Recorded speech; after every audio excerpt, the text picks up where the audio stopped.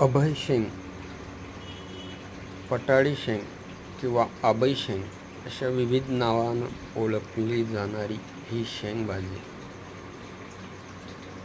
अतिशय चविष्ट अशी ही शेंगभाजी. हिच्या कवड्या हिरव्या शेंगांची भाजी केली जाते.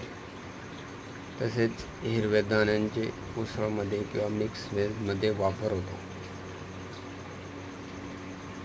एक बहुवर्षावी वेलवर्गीय ही भाजी एकदा लावली तर 4-5 वर्ष सहज उत्पन्न देते किंवा आपण दरवर्षीसुद्धा नवीन लागवडीची करू शकतो. गुच्छामध्ये मंजिरा येते. मंजिरीत 5 ते 10 गुच्छामध्ये फुलं असतात. फुलांची संख्या जास्त असते, पण सर्वसाधारण 5-6 शेंगा त्याच्यावर लागत असतात. परागीकरणावर ते अवलंबून असते.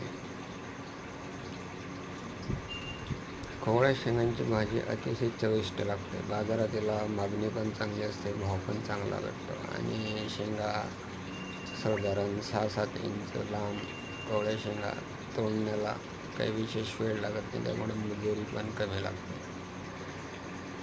एक दुर्मिळ असा हा भाजीचा प्रकार आहे आणि आवडीने आपल्या टेरेस गार्डन, परसबाग किंवा शेतकरी आपल्या स्वतःच्या घरी शेतात तिला लावत असतात. काही शेतकरी याचं चांगल्या पद्धतीने उत्पादन बाजारात पण विक्रीकडे असतात. ह्या अशा शेंगा कवळ्या शेंगा आहेत. ह्या साईजच्या शेंगा तोडल्या जातात बाजारात विक्रीसाठी आणि त्यांना चांगला बाजारभाव पण भेटतो.